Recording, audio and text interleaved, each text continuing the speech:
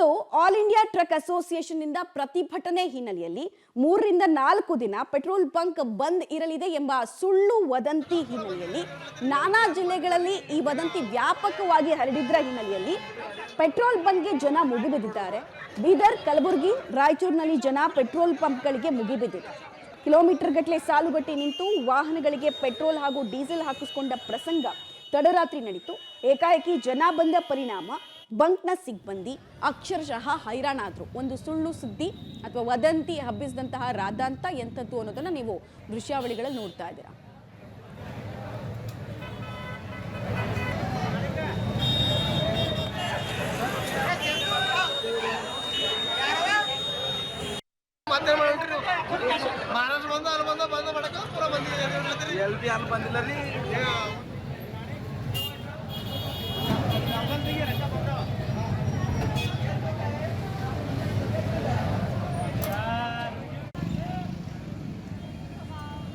ಗಮನಿಸ್ತಾ ಇದ್ದೀರಾ ಪೆಟ್ರೋಲ್ ಬಂಕ್ಗಳಲ್ಲಿ ಯಾವ ರೀತಿ ರಶ್ನ ವಾತಾವರಣ ಇದೆ ಅಂತ. ಒಂದೇ ಒಂದು ವದಂತಿ, ಈ ವಾಟ್ಸಪ್ಗಳಲ್ಲಿ ಹಬ್ಬಿದಂತಹ ವದಂತಿ ಜನ ಪೆಟ್ರೋಲ್ ಬಂಕ್ಗಳಿಗೆ ಮುಗಿಬೀಳುವಂತೆ ಮಾಡ್ತು. ಆ ವದಂತಿ ಏನು ಅಂತ ಹೇಳಿದ್ರೆ, ಆಲ್ ಇಂಡಿಯಾ ಟ್ರಕ್ ಅಸೋಸಿಯೇಷನ್ ಅವರು ಪ್ರತಿಭಟನೆ ಮಾಡ್ತಾರೆ. ಸೊ 3 ರಿಂದ 4 ದಿನ ಪೆಟ್ರೋಲ್ ಬಂಕ್ ಬಂದಿರುತ್ತೆ ಅನ್ನುವಂತಹ ಸುಳ್ಳು ಸುದ್ದಿ ಒಳ್ಳೆ ಕಾಡ್ಗಿಚ್ಚಿನಂತೆ ಹಬ್ತು.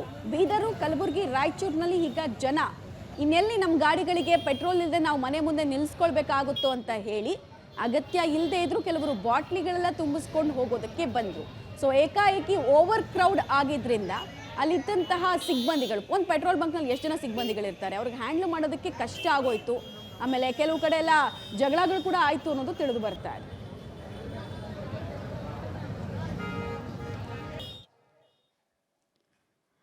ಉತ್ತರ ಪ್ರದೇಶದಿಂದ ಪ್ರವಾಸಕ್ಕೆ ಅಂತ ಬಂದವರು ರಂಪ ರಾದ್ದಾಂತವನ್ನೇ ಮಾಡಿಬಿಟ್ಟಿದ್ದಾರೆ. ಈ ಘಟನೆ ಆಗಿರೋದ್ರ ಡೀಟೇಲ್ಸ್ ನೋಡ್ತಾ ಹೋಗೋಣ.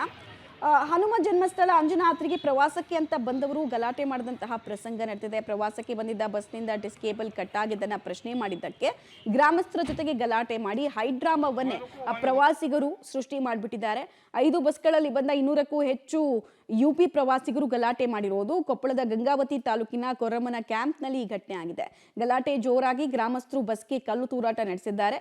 ಗಲಾಟೆಯಲ್ಲಿ 2 ಪ್ರವಾಸಿಗರು ಹಾಗೂ ಓರ್ವ ಸ್ಥಳೀಯನಿಗೆ ಸಣ್ಣ ಪುಟ್ಟ ಗಾಯಗಳಾಗಿದೆ.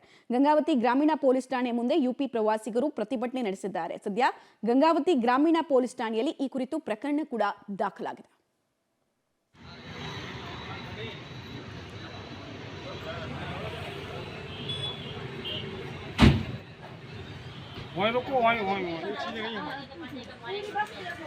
लग जाए ना भैया।